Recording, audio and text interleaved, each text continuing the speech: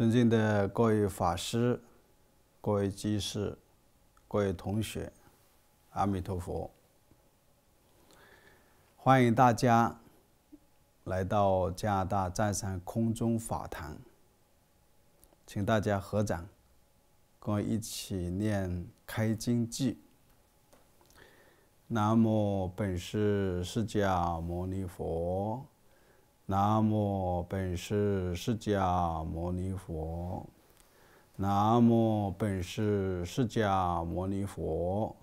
无上甚深微妙法，百千万劫难遭遇。我今见闻得受持，愿解如来真实义。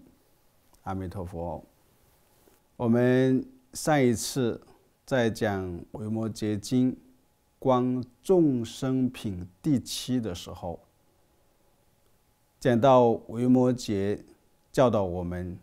应该观众生如梦如幻，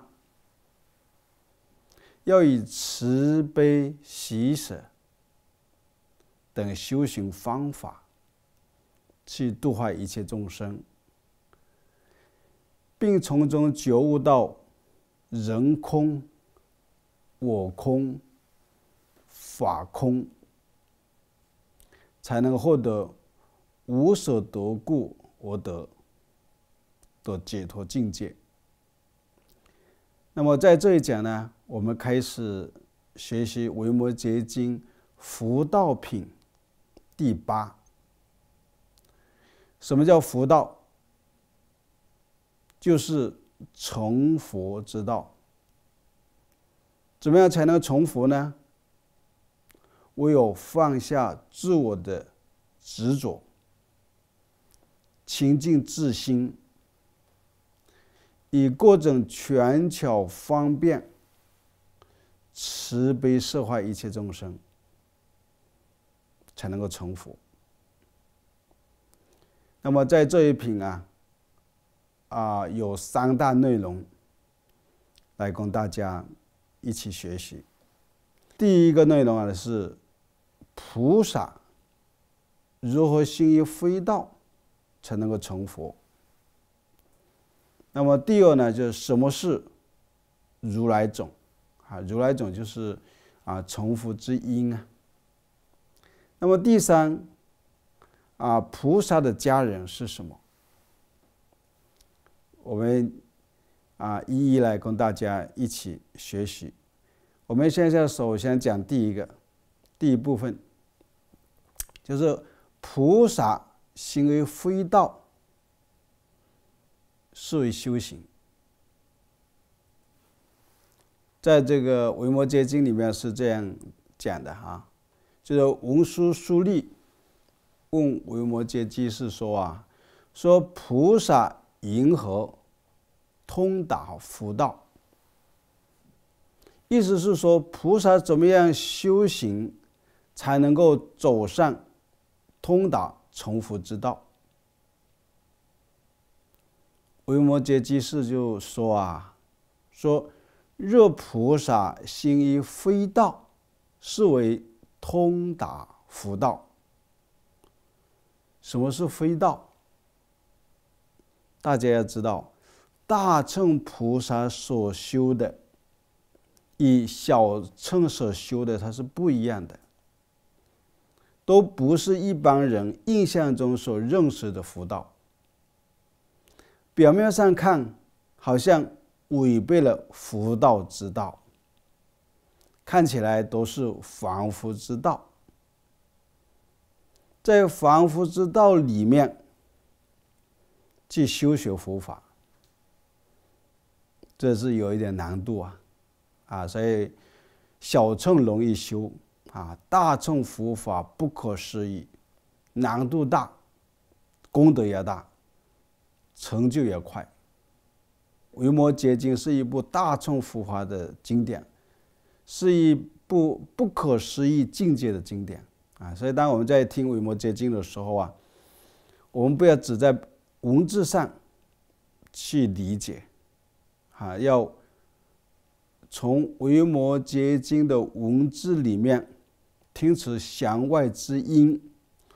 悟到中道的道理，才能够得到维摩诘居士的智慧啊。维摩诘回答文殊师利菩萨说如果菩萨行事于非法之道，那他便可以走上通达成佛之道了。这种大乘境界啊，对凡夫而言啊，难以理解。让我们想起那个济公所说的话，他说：“酒肉穿肠过，佛祖心中留”的这种境界啊。一般人听到济公这2句话，就觉得你是一个出家人，你还喝酒，还吃肉啊，每天吊儿郎当的，不务正业。可是啊，他心里面都有佛，都有众生，他充满了智慧，以各种各样的拳脚方便去帮助好多人。如果你们看过济公传记就知道了啊，济公后来拍成电影，就你没办法去理解啊，这一个修行人啊，不管是他的形象，他的讲话好像不入流，但是呢，他到处充满着大智慧，充满着慈悲心，他要帮到很多人，这就是大乘境界，或者叫菩萨境界。也像这个莲花啊，给我们启示一样，莲花只有成长在污泥潮湿的地方，才能够放发出美丽的芬香啊。什么意思呢？就是你想要度更多的众生，那你就要深入社会，要跟社会不同阶层的人接触，要跟他们交成朋友，得到他们的信任，你才能够把佛法的智慧传播出去。这个《维摩诘经》啊，这一部经呢是充满了智慧啊，以智慧来弘扬佛法，以权巧方便来利益众生啊，这就是《维摩诘经》的这个它的中心思想之一啊。那么文殊师利菩萨就问啊，说菩萨如何行于非道呢？维摩诘居士啊，列举了很多例子啊来做说明。他说：若菩萨行事于无间地，而没有恼害和怨恨，是为通达佛道。大家也知道，造了忤逆罪的人才会入无间地去受苦啊，感遭这种痛苦的果报。修行菩萨道的人就不同了，因为菩萨目的在随顺众生。为什么要随顺众生呢？就是要去广度一切众生啊。所以即使呢菩萨受了很多苦，但不会有怨恨啊，他心甘情愿的为众生去牺牲。你看，像有的义工到寺庙里面来啊，从早到晚在当义工，在付出，很辛苦，但是他心里面不觉得辛苦，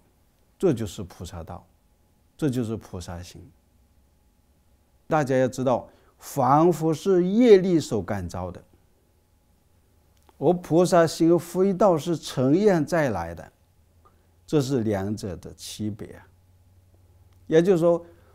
我们同样是在娑婆世界，凡夫在娑婆世界是被动的感召各种各样的苦报，那么菩萨在这个世间，虽然他遇到很多麻烦，但是他不会觉得这是痛苦这就是凡夫与众生境界不同，所遇到的事情、所认识的、所感受的也不一样。菩萨若不行于非道，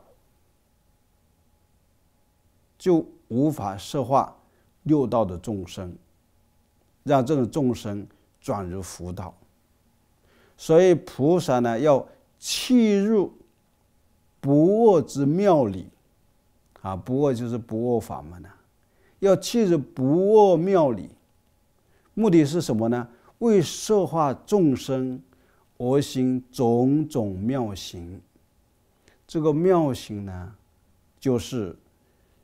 妙不可思议就是你看的是正面的或者是负面的，在行为上在形式上有时候你可能没办法去认可，但是它是以慈悲心在度化一切众生。这就是告诉我们，当我们看一件事情看一个人，我们不能只看表面外在，我们要看这个人的出发性是什么那么接下来呢我会把这个维摩诘居士还有文殊师利菩萨他们的对话跟大家分享那么接下来这个格式都是一样的前半句在讲这个随缘后半句讲真如不变。如果菩萨行于第一道，而没有染垢罪业，是为通达佛道。前面这一句，如果菩萨行于第一道，那么这个叫随缘就是菩萨随顺众生的因缘到第一道。那么什么叫真如不变呢？就他在第一道里面没有染垢罪业所以这个才是通达佛道如果说呢，你是一个有染垢的有罪业的，那你跟凡人是一样的。还有呢，他讲到如果菩萨行于畜生道，我们有畜生的那种无明和骄慢，是为通达佛道。他说如果菩萨行于恶鬼道，我具有无间贪的功德，是为通达佛道。那么刚才所讲的这些例子都是在讲菩萨在六道中如何做到随缘而不变，不变随缘。有的人学会随缘，当随缘过头了，就会怎么样？随波逐流。有的人做不到随缘，或怎么样？无法日勤，到最后把自己孤独起来，孤立起来唯有做到随缘不变，不变随缘，才是菩萨的境界我们通过读维摩诘经这一段经文呢，给我们这个启迪很大就是我们一个人在人世间，我们要懂得随缘不变，不变随缘要掌握这个度。因为过于日事，过于执着，那你就会遭遇很多的烦恼跟不安。那么如果呢，你在这个世间你不懂得这个世间法，你就会感觉到跟这个世界格格不入，你会感觉到很孤独所以呢，这个随缘不变，不变随缘，就是我们为人处事的智慧大家学习这个维摩诘经之后啊，把随缘不变，不变随缘要把它记起来，作为你们生活的指南作为你们在这个俗家修行的一个方向。那么接下来是列举菩萨度众生以反面的教材来启迪众生的智慧。我们通常在寺庙里面听到师父们教里面都是正面的那么在维摩诘经里面，维摩诘居士他是以另外一种度众生的方法来启迪你的智慧。什么意思呢？维摩诘经的这一品里面讲到他说如菩萨行于贪嗔痴三毒。那么菩萨怎么能够行于贪嗔痴呢？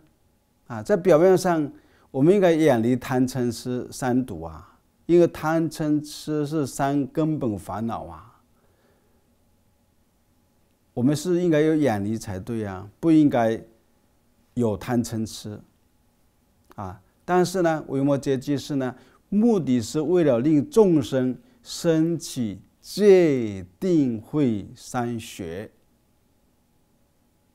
这说明什么呢？就是有的众生你需要正面的去教育他们，那么有的众生你是要用反面的去启发他们。也就是说，有时候你看到一个人这个贪得无厌，你就觉得人不能太贪，不能像某某人一样我们应该要懂得布施。那么这个人就是你的菩萨，就是激发你有这个布施的心、持戒的心。有时候你看到有一个人很容易发脾气，动不动就发脾气脾气很不好，嫉妒心、红眼病，你就会觉得做人不能像他这样一样，动不动发脾气。那么他可能就是菩萨画像的，让你知道发脾气不好。那么有的人呢，不信因果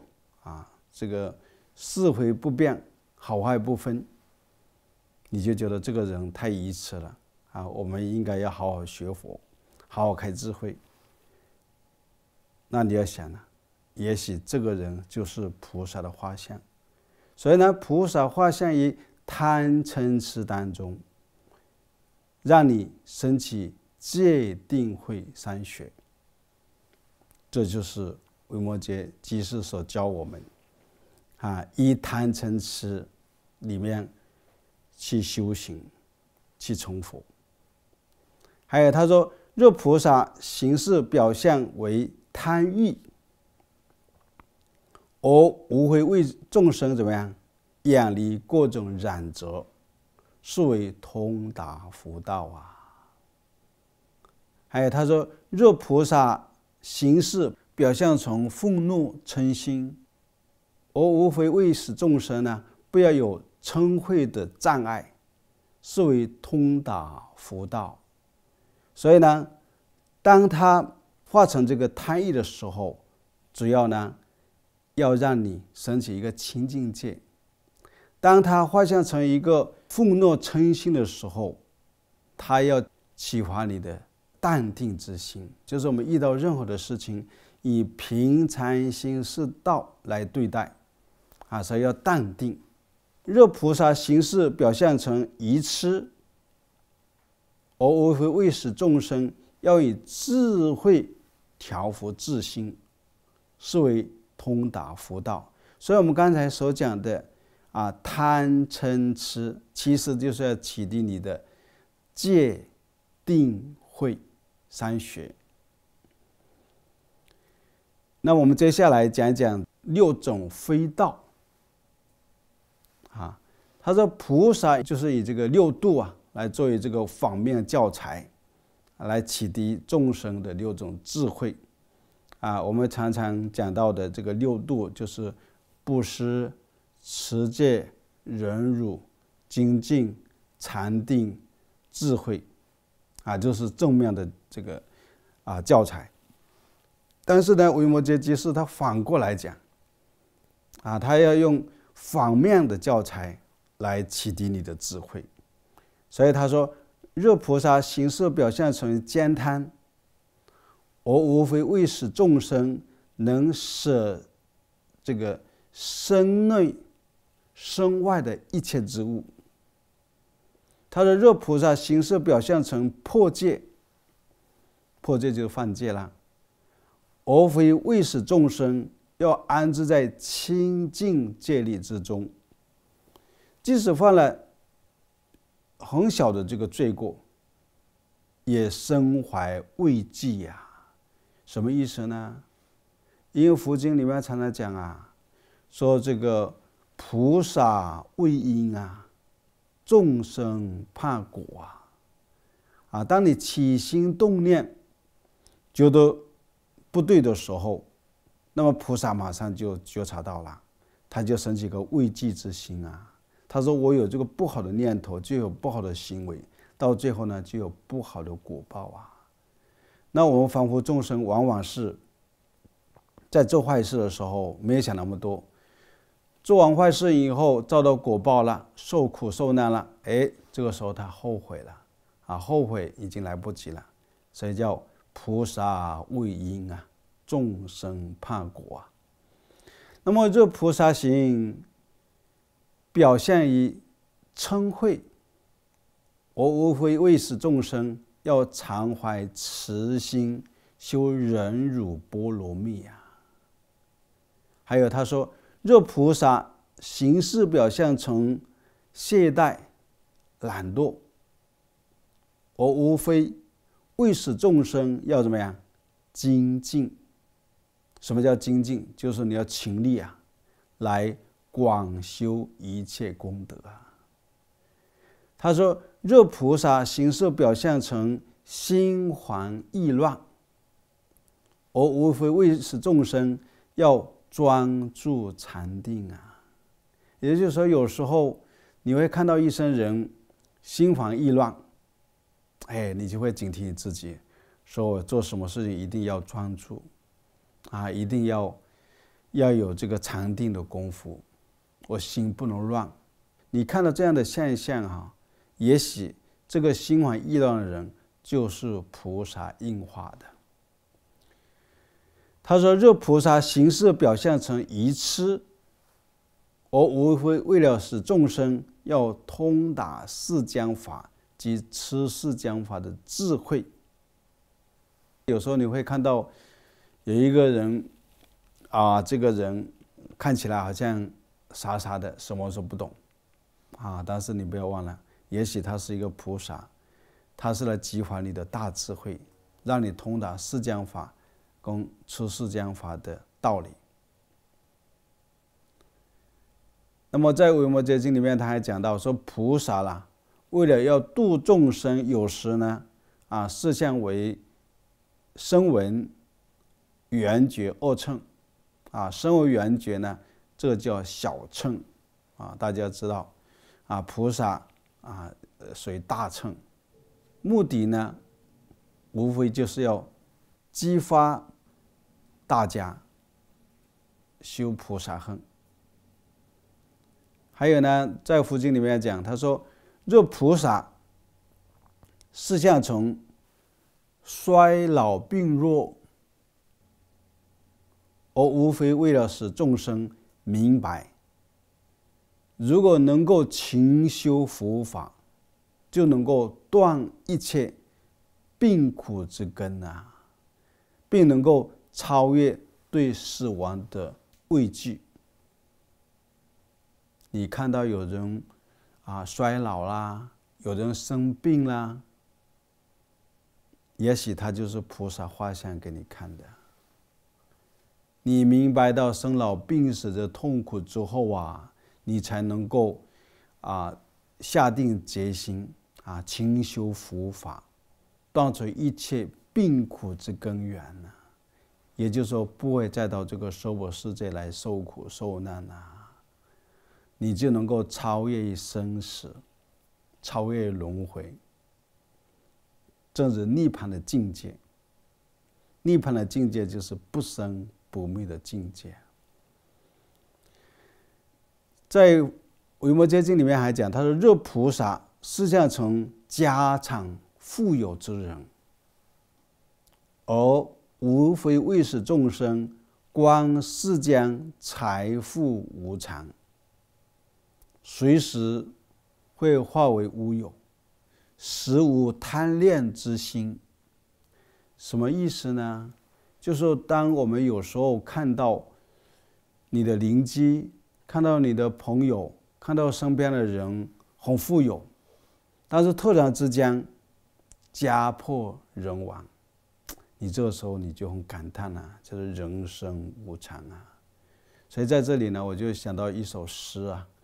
这个时候我觉得写得很好，也值得我们去回味。他说：“春日才看杨柳绿，秋风又见菊花黄。荣华总是三更梦，富贵黄铜九夜霜啊。”说明一个什么道理呢？说明世间万物都是无常变化的。我们一个人如果能够把世间的万事万物看开它，才是一个解脱之人啊。也就是说，不管你拥有多少的财富，你能够提得起放得下，你才都自在。当我们一个人有放得放失，那你永远是一个守财奴你永远没办法得到自在所以人生需要智慧贫穷的人需要智慧，富贵的人也要需要智慧，就是这个道理。在《维摩诘经》里面还讲说：“若菩萨示现日于六道生死之中，而无非为使六道众生断除各种造业因缘，免于六道轮回之苦所以菩萨有时候呢会示现在六道里面生生死死死死生生受种种的痛苦。那他的目的是什么？目的就是要让我们六道的众生明白生死的痛苦，那么他就会好好的去修行去断除各种造业的因缘免于六道轮回之苦。还有呢，他说有一层菩萨示现日益涅槃，为什么呢？他的目的呢，无非就是为了要使众生明白，为度众生而不断世间生死所以有的菩萨是示现在生死中轮回，有的菩萨是示现正日涅槃，那么他的目的都是为了启发众生的智慧，让他离苦得乐大家知道佛之者知涅槃，那么他是要让我们知道有苦有乐，有生死，有涅槃。佛入涅槃，我不入涅槃。同样的，佛入世间，我不恋世间。就是佛虽然的示现到这个世间，但是他不会贪恋这个世间这个就是中道就是不二法门有的人呢对这个世界很厌恶觉得赶快离开这个五浊恶世的世界，我要到西方极乐世界去，我要成佛，我要正道。这个世间太麻烦了，太痛苦了，这个就叫厌世。那么菩萨有慈悲心，他为了救度众生，化现到这个娑婆世界来。但是呢，他到了这个娑婆世界来，他不贪恋这个世间有的人呢，他就太过于执着这个世间，贪恋这个世间，那也是一种痛苦。那维摩诘居士就告诉文殊师利菩萨说菩萨如果能这样的行于非道，那他便是走上通达成佛之道那我们现在讲第二个这个主题就是在这一品的第一个主题就是什么是如来种如来种是成佛之因的意思在维摩诘经里面叫如来种那用我们就讲的话呢，就是成就佛道之因那么这个时候呢，这个维摩诘把他刚才讲行于非道就能够成就佛道讲完以后，他就反问文殊师利菩萨说怎么样才能够播下如来的种子也就是说如何修成佛道之因文殊师利菩萨就回答说有这个凡夫肉身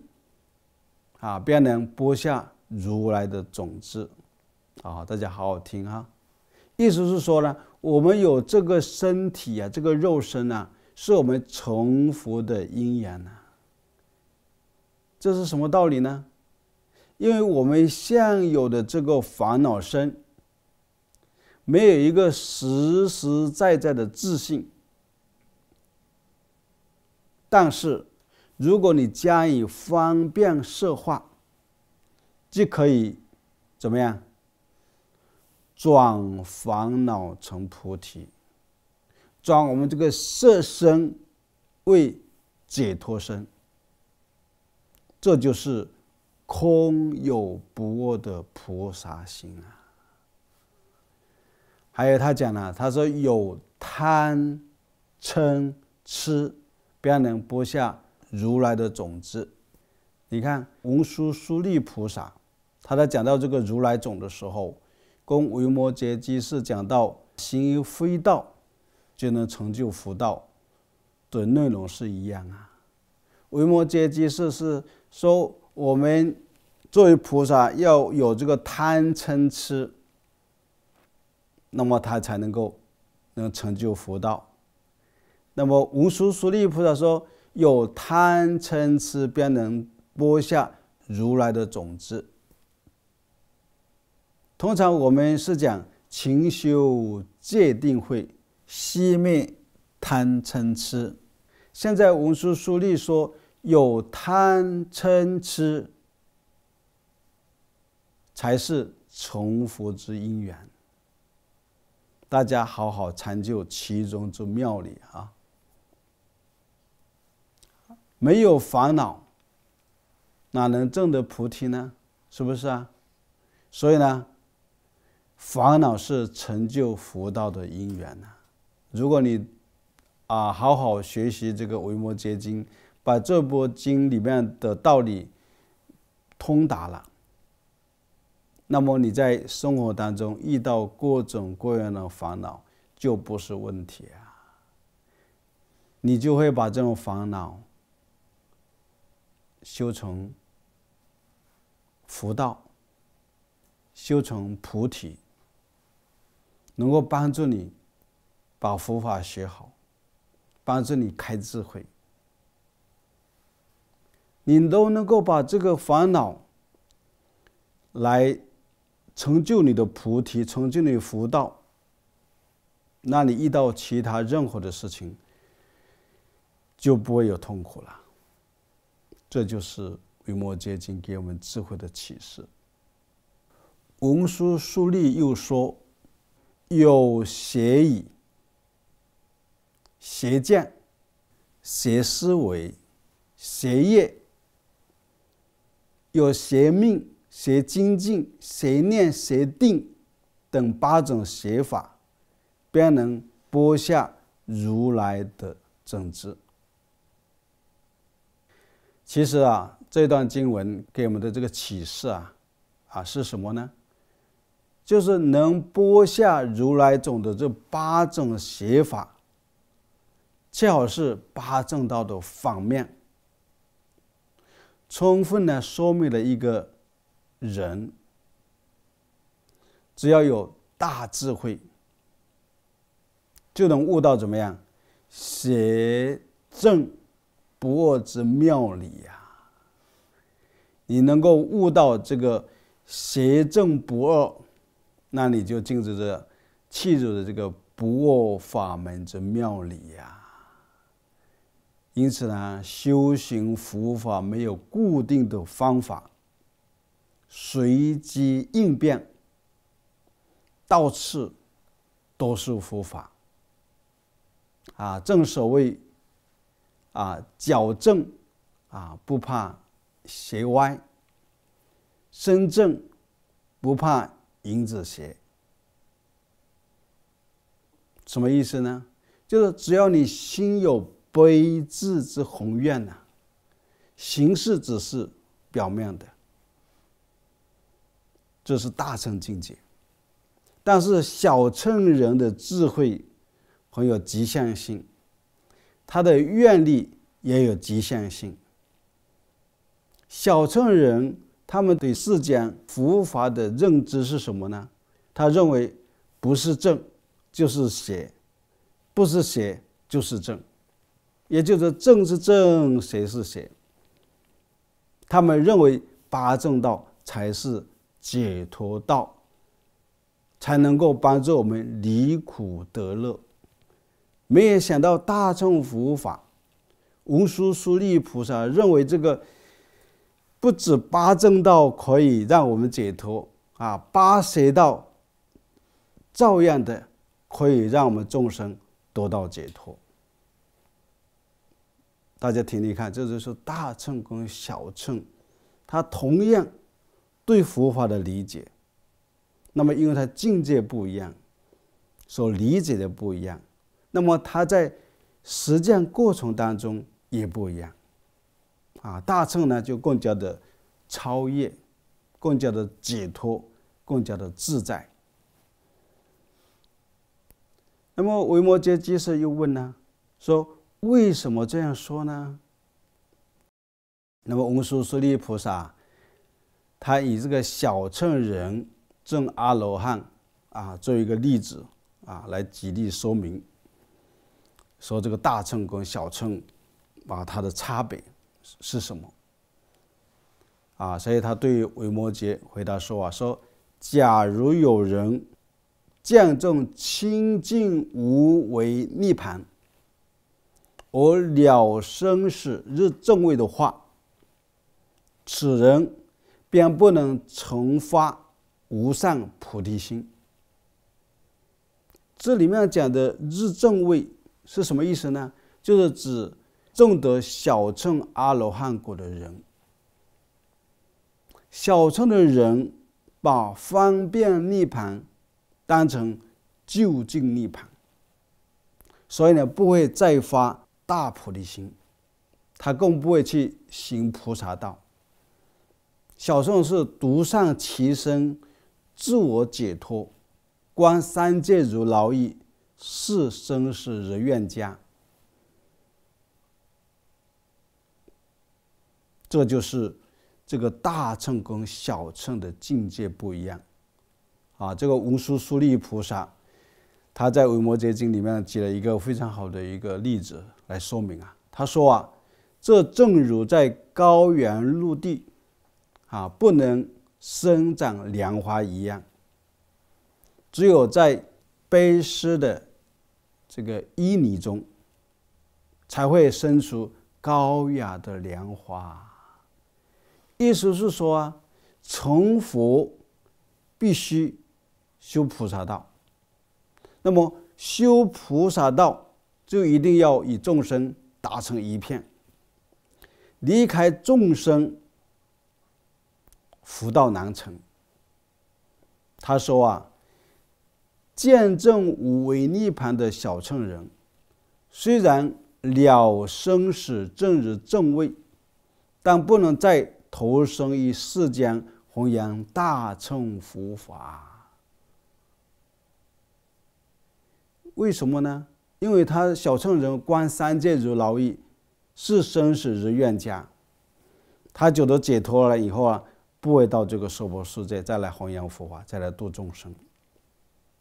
文殊师利菩萨说，因为只有在烦恼泥中，众生才有修成佛道的机会所以文殊师利菩萨告诉我们我们要修成佛道，不要怕烦恼，不要怕麻烦我们人生在世，谁没有烦恼？如果只要你有大乘的智慧，烦恼即菩提，生死即涅槃你就得到解脱了。你的解脱不是你死了以后得到解脱，你当下你就得到解脱了。这就是大乘佛法顿悟法门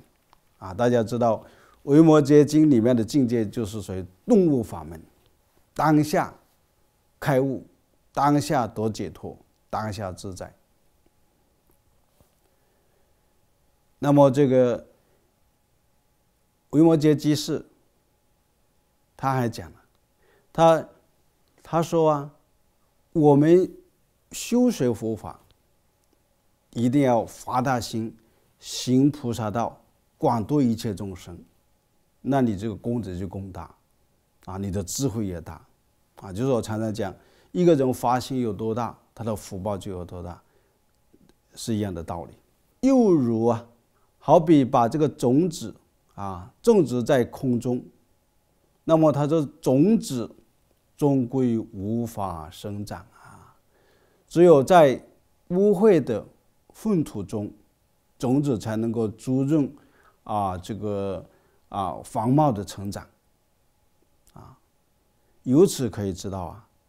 一切烦恼都是能够播下如来的种子文殊师利菩萨说正如不潜入大海就不能取得无价的宝珠。同样的道理，不投入烦恼大海，则不能获得一切智慧的宝藏这个讲得太好了，太精彩了那么刚才所讲的这些内容都是文殊师利菩萨所说的法要在这个维摩诘经原文里面内容很多我只是精选一部分内容来跟大家分享而已那么这个时候这个佛的弟子大迦叶说话了，他非常感叹的说他说太好了，太好了。他说文殊师利，你这番法语说的实在太精彩确实如你所说，能以尘劳烦恼为伴侣，就是如来的种子。大家还记得有句法语吗？你们会联想到哪一句法语呢？每次我们打佛七的时候到晚上大回向的时候有一个句语非常好，说巧把尘劳为佛事巧把尘劳为佛事。尘劳本来是不好的，但是呢，你有智慧，你能够以这个拳脚方便把尘劳作为庄严的佛事，作为你离苦得乐的一种方法，就是这个道理。我们一个人最重要要有智慧有智慧，不管你在什么时候，不管你在什么地方不管你遇到什么样的问题，都能够解决都能够得到一种超越，得到自在。大迦叶又说了，他说即使那种犯了无疆罪业的众生，还有可能发菩提心弘扬佛法。他说我们这声闻小乘弟子却永远发不起无上正等正觉的菩提心他说我们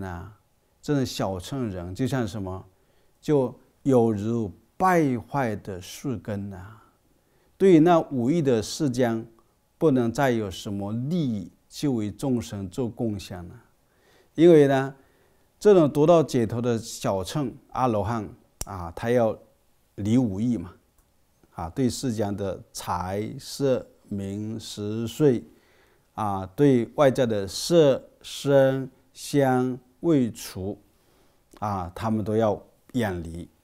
啊，所以他们说，对那五欲的世间啊，不能再有什么利益去度化众生了。大家想想看，菩萨是不一样的，菩萨是巧把尘劳为佛事，把世间这种五欲啊作为道场，作为修行的方法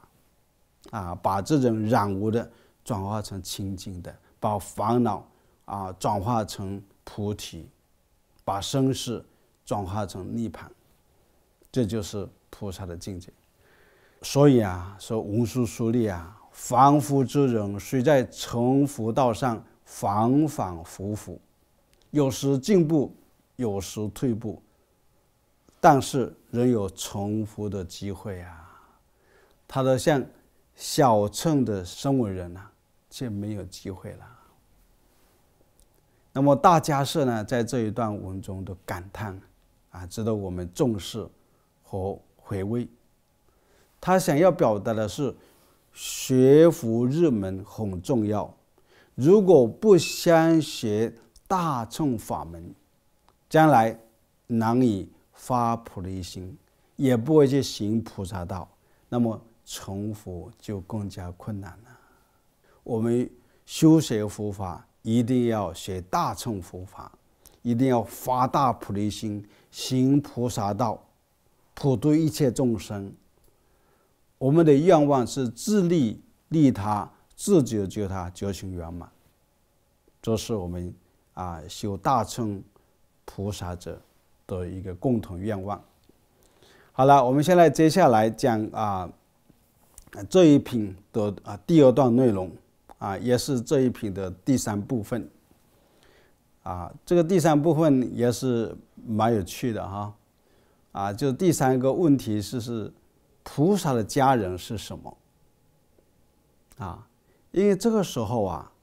这个普现摄身菩萨也在这个法会当中，他就向维摩诘请问说居士你身边的父母这个妻妾、子女、亲戚、家族、官绅、名流等，到底又是谁呢？而这种奴婢童仆象马车乘等等，都在哪里呢？是在佛道里面呢，还是非佛道？大家从不同的角度辩论大乘的妙法。佛法呢，因此呢会怎么样？越辩越明。因为佛教里面常常讲我们修学佛法人叫大疑大悟，小疑小悟，不疑不悟唯有通过各种各样的辩论，各种各样的这个争辩慢慢从中去体悟，才能够对佛法更加的通达。我们修学佛法呢可以任何问题都可以提出来的这个就是我们学佛的一个特色。维摩诘他用这个偈语回答了普现摄身菩萨那我在这里呢，我就精选了一些内容与大家分享因为内容很多时间也很有限所以呢只是选一些这个精要来跟大家分享。他说：自度菩萨母，方便以为父，一切众导师，无不由是生自度菩萨母，什么是母亲呢？这个维摩诘居士认为说般若波罗蜜就是菩萨的母亲。母亲是以菩萨以智慧的方法去度脱一切众生的对象。那么方便以为父，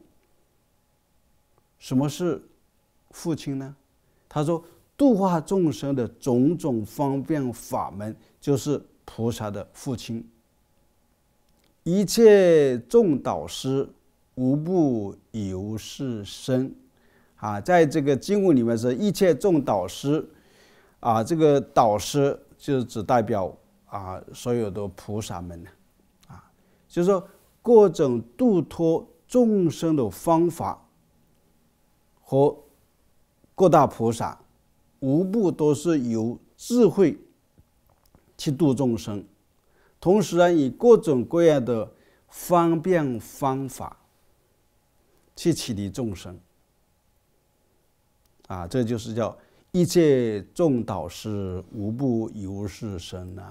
各种度脱众生的方法和诸大菩萨无不是由智度和方便所生。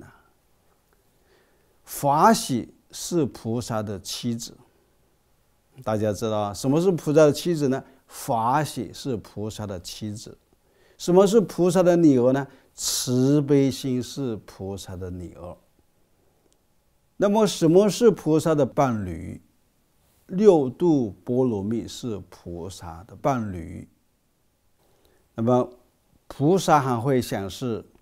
虽享受在家五欲之乐，亦可以心行禅定之乐，从而令这个魔心不安也不会受这个魔心干扰。就是一个人虽然在家里面过着在家的俗家生活，但是呢，他依然在家里可以修禅定，他不会被心魔所转。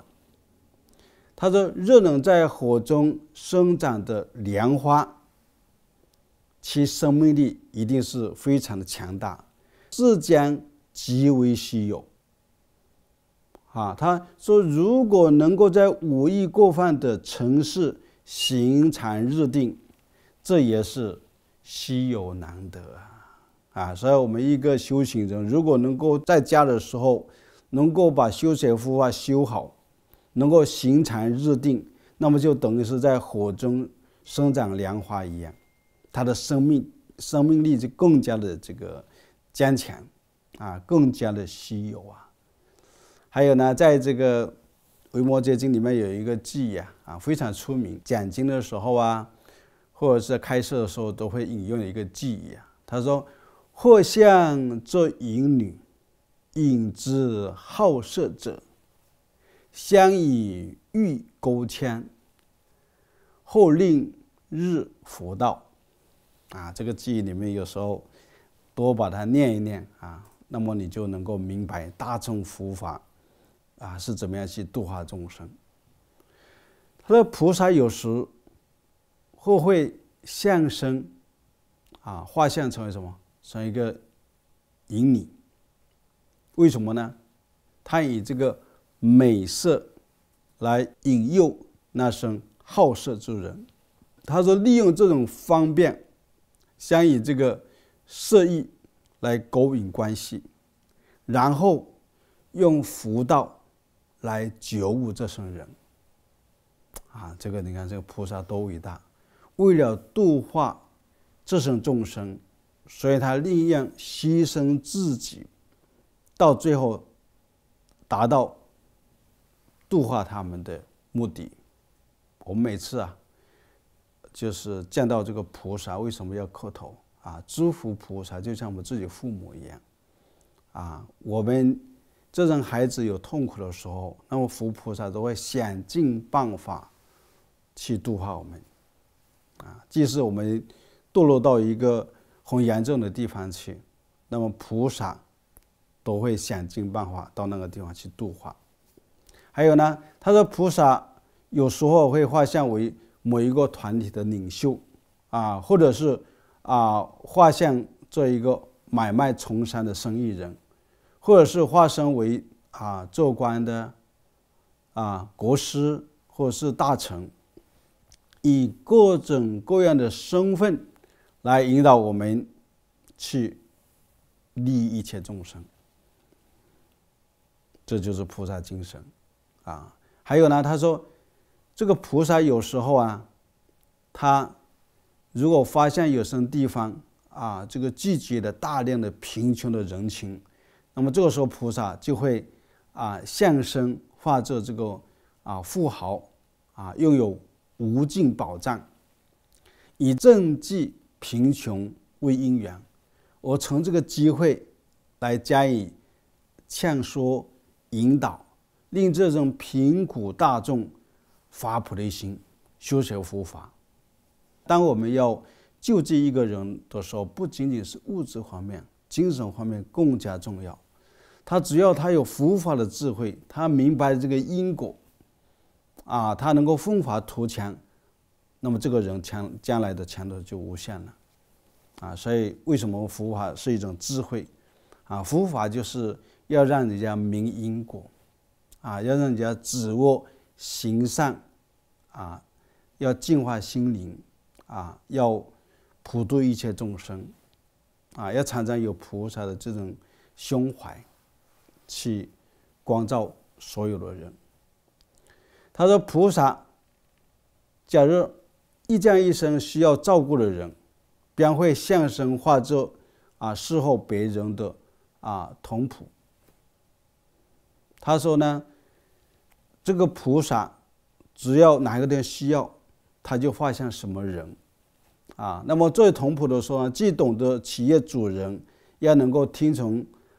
这个主人他的心意，进而呢令使那生人呢信佛发菩提心当我读经读到这一段的时候，我就会想到我们作为居士的有时候呢去做保姆，那做保姆的时候呢，其实也是一种修行菩萨道的因缘我们好好做一个保姆，认真工作听从这个主人的安排以你的实际行动去感动人家，到最后这个人相信因果，相信佛法，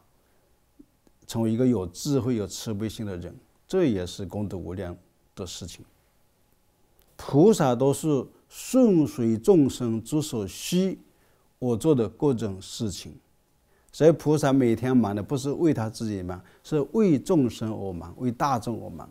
目的是引导众生呢得入佛道所以种种权宜善巧方便之力，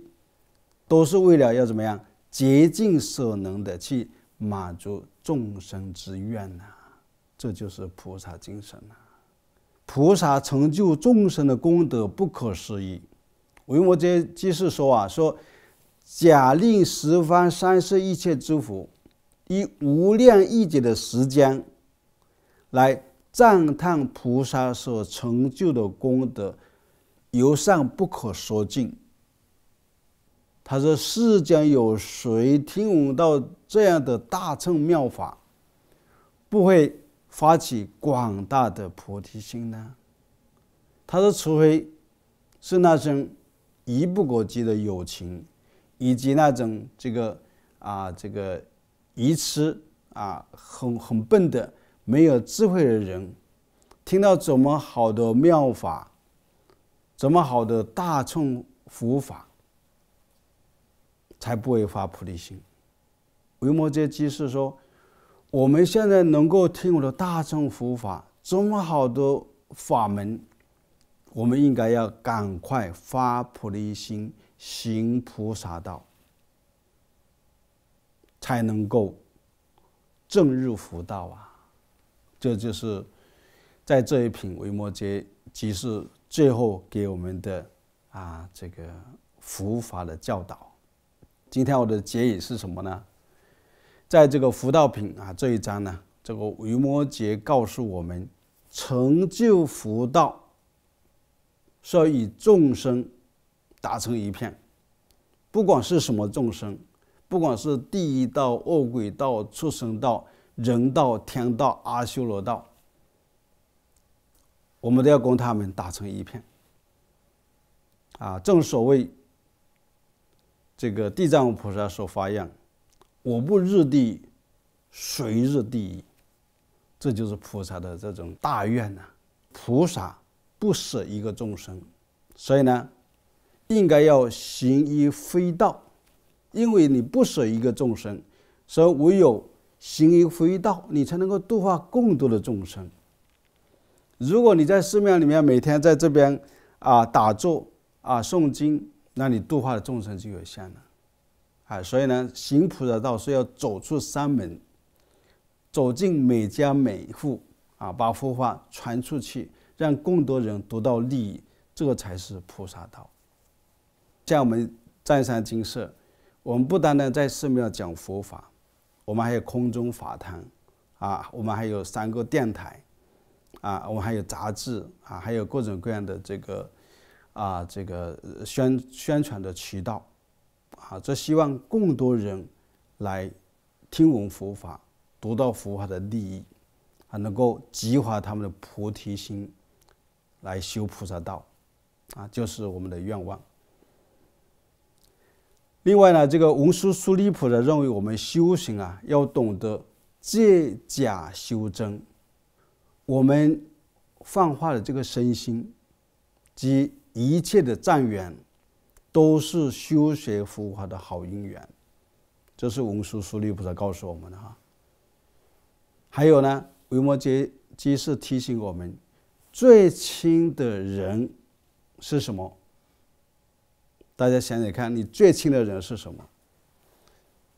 维摩诘居士提醒我们，最亲的人是智慧和方便一个人如果没有智慧，不懂得方便，你的人生是孤独的。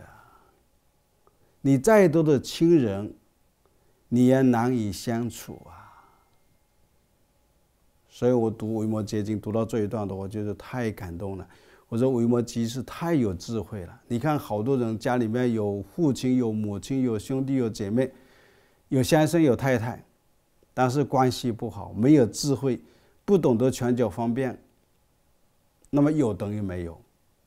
大家在家里面没有情感的交流，不懂得互相珍惜不能互相照顾，有亲人等于没有亲人。所以呢，我们一个人有智慧，懂得拳脚方便，把人际关系处理好，把我们最爱的人照顾好关心好，那你才是一个很了不起的人维摩诘居士他讲的这种大乘佛法都是不可思议的佛法维摩诘居士讲的这个记，我希望你们把它记起来，把它背诵起来。那么你每次看到你家里的人，你就想到这句话：自度菩萨母，方便以为父，一切众导师，无不由是生如果你有智慧，有拳脚方便的法门，那你才能真正有这个父亲母亲，有孩子有妻子有先生有兄弟姐妹。你没有智慧，你没有拳脚方便，那你有父母等于没有父母，你有太太有先生等于没有太太没有先生，你有兄弟姐妹等于没有所以最重要是智慧与方便。维摩诘经的第8品的要义今天就讲到这里。那我们最后做一个回向把今天讲经的功德还有听经的功德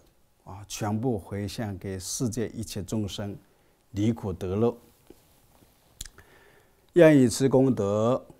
庄严佛净土，上报四重恩，下济三途苦。若有见闻者，悉发菩提心，